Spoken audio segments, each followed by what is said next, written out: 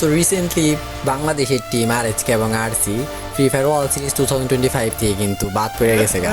So বর্তমান সময়ে অনেক বাংলাদেশেরই মনে একটা প্রশ্ন যে আচ্ছা আমরা নেক্সট কবে এরকম একটা বড় লেভেলের ইন্টারন্যাশনাল কোনো টুর্নামেন্ট দেখতে পারবো যে জায়গার ভিতরে আমাদের বাংলাদেশি টিম অন্যান্য ইন্টারন্যাশনাল টিমের সাথে ক্লাচ করবো, অন্যান্য টিমের সাথে খেলবো।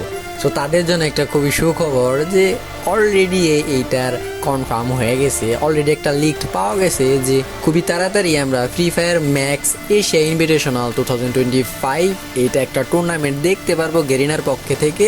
সো যেই টুর্নামেন্টের ভিতরে আমরা বাংলাদেশ থেকে টিম দেখতে পারবো এবং কি নেপালের টিম থাকবো এবং কি ইন্ডিয়ার টিম থাকবো, আর তারই সাথে সাথে সাউথ ইস্ট এশিয়া থেকে ভিয়েতনামের টিম থাকবো, মালয়েশিয়া, থাইল্যান্ড এবং কি ইন্দোনেশিয়া, এই দেশের টিমগুলোকে আমরা দেখতে পারবো এই টুর্নামেন্টের ভিতরে। আর এই যে টুর্নামেন্টটা বেসিক্যালি সিএস মোডও থাকবো এবং কি ব্যাটার রয়্যাল মোডও থাকবো।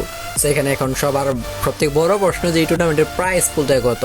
সো যতটুকু জানতে পারছি যে এই টুর্নামেন্টের প্রাইস পুলটা থাকবে হচ্ছে $15,000, যেটা কিনা প্রায় বাংলাদেশি টাকায় প্রায় 62 লাখের কাছে পৌঁছে যায়, যেটা কিনা খুবই হিউজ পরিমাণের একটা অ্যামাউন্ট। অলরেডি তাহলে তোমরা ইম্যাজিন করতে পারতেছো যে না এটা কোনো ছোটো মোটো হবে না, খুবই ভালো লেভেলের একটা বড় টুর্নামেন্ট হবো।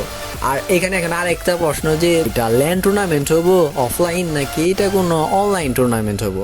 সো এই টুর্নামেন্ট অ্যাকচুয়ালি হবে একটা অনলাইন টুর্নামেন্ট হবো এবং কি এই টুর্নামেন্টটা যে সার্ভারে খেলা হবো সেটা হচ্ছে সিঙ্গাপুর সার্ভার।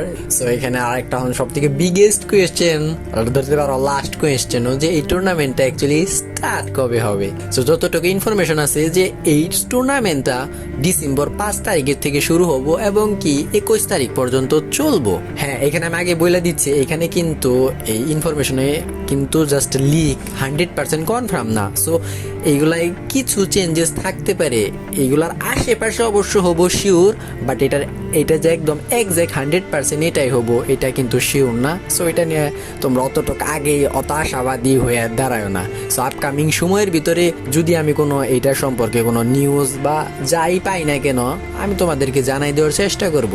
সো এই ছিল আজকের এই ভিডিও পর্যন্ত। Bye bye.